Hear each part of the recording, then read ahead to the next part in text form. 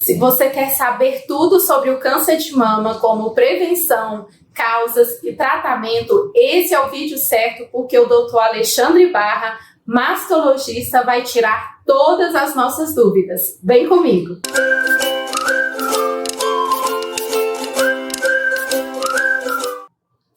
Bom, doutor Alexandre, seja muito bem-vindo. Para quem não sabe, o doutor Alexandre é meu professor na universidade e eu gostaria que o senhor se apresentasse um pouco.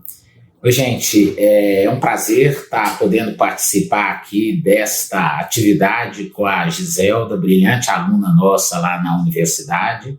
A gente vai comentar um pouquinho sobre o tema do câncer de mama, da qual eu tive a oportunidade de fazer minha residência no Hospital das Clínicas da UFMG, fazer meu mestrado e doutorado neste tema, e a oportunidade também de, nesta área da mastologia, fazer agora, recentemente, em 2018, meu pós-doutorado em MURS. Então, é um espaço que a gente vai ter aqui para discutir um pouco sobre esse tema e passar algumas orientações que vão poder ajudar a vocês a prevenir, ou seja, numa prevenção secundária, diagnosticar este problema numa fase mais precoce, aumentando a chance de curar. Doutor Barra, então para nós iniciarmos este bate-papo, o que é o câncer de mama e a quem esse câncer afeta? Bom, o câncer de mama hoje é um problema de saúde pública em todo o mundo, inclusive aqui no nosso país, no Brasil, representando a principal causa de morte por câncer na mulher, ficando atrás somente do câncer de pele. E, ultimamente, a gente vem observando um aumento progressivo na incidência do câncer de mama e, no contexto brasileiro, infelizmente, os casos estão sendo diagnosticados em estadios, em fases mais avançadas, que com isso a gente diminui um pouco a chance do tratamento e da cura. Alexandre, essa doença tem sintomas? A mulher em casa consegue perceber quando que isso tem ali alguma manifestação? Tem alguma dica para a mulher perceber? Sim, a gente sabe hoje que o principal sintoma do câncer de mama é o nódulo. E existem algumas medidas que a mulher pode fazer para tentar ela mesma, no dia a dia dela, perceber esse nódulo. E a gente tem hoje o autoexame, que permite mensalmente a mulher fazer a autopalpação das mamas, permitindo-se o autoconhecimento do seu corpo e mostrando uma oportunidade de perceber essa doença. E além disso, a consulta periódica com o médico da família, com o ginecologista, numa tentativa de, ao exame clínico, o profissional também perceber esta alteração, que seria a principal em relação ao câncer de mama. E doutor, quem são as pessoas que são afetadas por essa doença? São apenas mulheres? Com que idade? Como que funciona? Bom, quando a gente está falando de uma doença maligna, dentro da oncologia, hoje a gente consegue estabelecer alguns fatores de risco para a doença. Não temos como definir, quem vai desenvolver ou quem não vai desenvolver. As pacientes que apresentam os fatores de risco, que relacionado ao câncer de mama, o principal deles é a idade. Quanto mais velha uma paciente, mais idosa uma paciente, maior o risco de desenvolver o câncer de mama. E o primeiro risco é ser mulher, porque o câncer de mama também pode acontecer no homem numa incidência muito inferior. Para cada 100 mulheres, um caso de câncer de mama no homem, então seria basicamente uma fatalidade. E a gente poderia comentar aqui hoje alguns fatores de riscos que são inerentes e não modificáveis, que seria, a idade é um deles, a história familiar, se teve outros casos na família, que também é importante a gente pontuar, mas que, particularmente em relação ao câncer de mama, é um pouco diferente comparado com outros tipos de câncer, como o câncer de próstata e o câncer de intestino, do qual ter uma história na família aumenta muito o risco do indivíduo desenvolver o problema. E, dentro deste contexto, 80% das mulheres que desenvolvem o câncer de mama não apresenta nenhum dos fatores de risco. O que significa isso? Todas as mulheres devem se cuidar e devem adotar medidas com o objetivo de detectar precocemente essa alteração e essa doença. E nessas medidas o senhor já citou, né, que o autoexame faz parte, e existe uma outra medida. Como que a mulher consegue prevenir o câncer de mama? Bom, o método, primário de rastreamento com uma consistência científica estabelecida na literatura é a mamografia, né? E hoje a gente sabe que, de acordo com as evidências científicas, foi o único método que mostrou uma redução de mortalidade no câncer de mama. Que, de acordo com alguns protocolos, inicia-se numa faixa etária aos 40 anos e outros protocolos que inclui aqui no Brasil o Ministério da Saúde a partir dos 50 anos. Existe essa variabilidade em termos de faixa etária, sendo que, na minha opinião, a grande ajuda que a mamografia traz nessa redução da mortalidade com uma maior sensibilidade e com uma maior especificidade seria realmente após os 50 anos. Entretanto, na nossa realidade, temos alguns casos que aparecem entre a faixa etária dos 40 e os 50 anos e que podemos sim adotar algumas medidas com o objetivo de detectar mais precocemente o câncer de mama. Certo. Então, essa mulher, após os 40, 50 anos, ela tem que procurar um médico, então, para fazer a mamografia. E ela vai fazer esse exame uma vez por ano, uma vez a cada quanto tempo?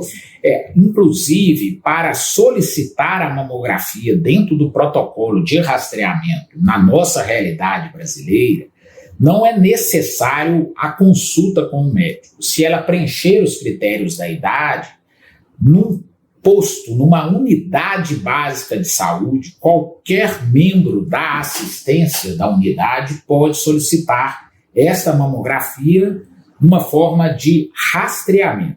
Caso encontre alguma alteração, é que ela vai ser encaminhada para um centro especializado de atendimento, dependendo da região onde que ela reside, tá certo? E hoje a gente tem uma certa facilidade na solicitação, mas infelizmente ainda temos uma certa carência de cobertura, principalmente nas mulheres acima de 50 anos, em termos de acesso à mamografia dentro da realidade brasileira. Cerca de apenas mais ou menos 27 a 28% das mulheres são cobertas pelo rastreamento mamográfico. Então, dentro deste contexto, precisamos melhorar um pouco a nossa assistência, considerando o rastreamento do câncer de mama. Doutor, diante da sua experiência médica, com o avanço da medicina que nós temos hoje, como que o senhor enxerga o tratamento? Quais os tratamentos que são propostos? Como que o senhor vê isso? Bom, Gisela, inicialmente a gente tem que pontuar que houve uma evolução muito significativa em termos de resultados e eficácia no tratamento do câncer de mama, né? Existem os tratamentos locorregionais, que são a cirurgia, a radioterapia, e os tratamentos sistêmicos, que são a hormonioterapia e a quimioterapia. Dependendo do estadio, do tipo do tumor, do grau de diferenciação, da imunohistoquímica do tumor, que normalmente é avaliada na peça que é biopsiada, a gente vai estabelecer o protocolo de tratamento. E felizmente, hoje a gente pode ver que a maioria dos casos diagnosticados de câncer de mama estão proporcionando uma perspectiva de cura completa da doença, principalmente se diagnosticado em estadios iniciais que a gente pontuaria os estadios 1 e 2. Então, com isso, temos que reforçar a importância dessa conscientização por parte da população de fazer os testes quando necessários e, principalmente, eu, quando vou falar sobre esse tema, gosto muito de pontuar isso,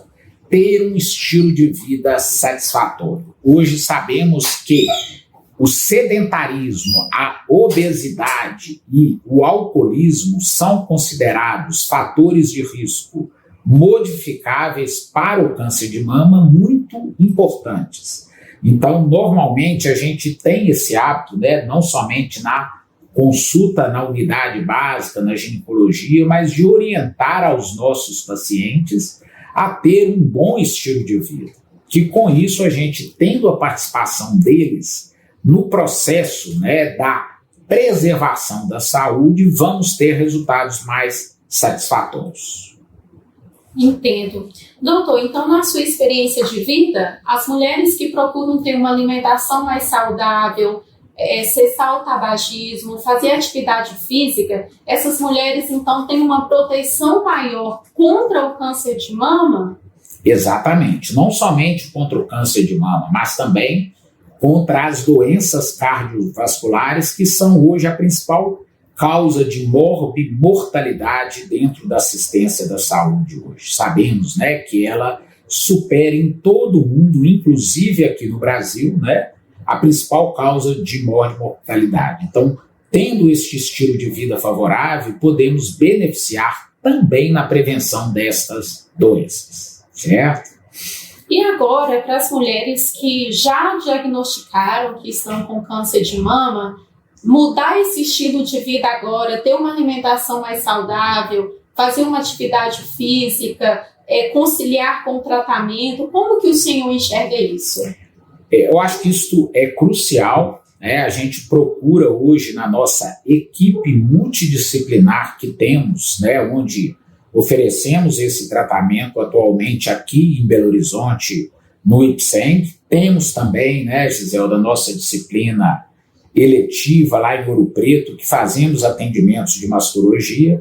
A gente procura passar para estas pacientes que já estão diagnosticadas com o câncer de mama da importância desse bom estilo de vida, porque tem se mostrado nas pesquisas científicas que, evitando a obesidade e o sedentarismo e mantendo um bom estilo de vida, reduzimos significativamente o risco do tumor recorrer. Então, com isso, a gente tem a obrigação de estar orientando e passando isso para as nossas pacientes. Bom, eu fiz uma enquete lá no Instagram e uma das dúvidas que chegou foi: ter parente com câncer de mama traz um risco maior? O que o senhor tem a nos dizer sobre isso, doutor? Sim. Mas em relação ao câncer de mama, temos uma particularidade que o difere de outros tipos de câncer, como o câncer de próstata, o câncer de intestino, do qual a maioria dos casos que aparecem estão associados a uma história familiar positiva. Em relação ao câncer de mama, a maioria dos casos, cerca de 80% a 85% deles, não apresentam história familiar positiva e nenhum outro fator de risco, certo? Aí é importante a gente considerar, quando falamos que a história familiar é positiva, o grau de parentesco e a idade em que apareceu no parente. Se temos, vamos dar um exemplo, uma mãe que teve o diagnóstico do câncer de mama na pós-menopausa, vamos ter um risco relativo de mais ou menos 1,5% de aumento, comparado a quando este diagnóstico é feito antes dos 40 anos, esse risco relativo é 4. Então, se formos considerar hoje um risco basal de uma mulher brasileira entre 8% a 9% e de uma mulher norte-americana 12% a 13%, vimos que, quando esse diagnóstico é feito em idades mais precoces, temos que implementar medidas de rastreamento mais intensivas e não semelhante à população geral. tá certo? Então vamos dar o exemplo da Angelina Jolie. Ela teve a mãe com o diagnóstico antes dos 40 anos, considerando que era uma mulher norte-americana em que o risco é cerca de 12 a 13%, ela teria mais ou menos 50% de risco de desenvolver o câncer de mama. Com isso, a medida que ela adotou da retirada preventiva das mamas trouxe um benefício significativo para ela em termos de diminuir a probabilidade dela desenvolver essa doença. Ou seja, sabemos hoje que essa cirurgia para retirada do tecido mamário oferece uma redução de cerca de 90% no risco. Existem outras medidas que podem ser empregadas e que particularmente devem ser discutidas especificamente com o profissional, mas que entra neste tópico aí que são importantes de serem consideradas. Ou seja, todas as mulheres devem se cuidar, porque não é necessário ter história na família para desenvolver o câncer de mama. A maioria dos casos que aparecem nas mulheres não apresentam história familiar positiva para o câncer de mama. Bom, professor, queria agradecer muito a sua presença aqui. Com certeza enriqueceu muito esse canal que visa levar saúde de uma maneira descomplicada para a população. E se você não é inscrito, se inscreva no canal, curta esse vídeo e também compartilhe esse vídeo com as pessoas, com seus amigos, porque a prevenção é o grande remédio. Esse é um tema muito importante, eu tenho certeza que essas informações podem fazer muita diferença na vida dos seus familiares. Giselda, muito obrigado pela oportunidade de estar aqui dividindo estas ideias, compartilhando, estas medidas que são importantíssimas, de conscientização para a nossa população, com o intuito de preservar a saúde de uma forma mais organizada, de uma forma mais equilibrada, com disciplina, na busca por esta saúde que tanto buscamos. Muito obrigado pela oportunidade. Foi um grande prazer estar participando aqui com vocês. É jóia? E se você tem dúvida, deixa aqui nos comentários que eu posso passar para o professor, a gente pode responder para você.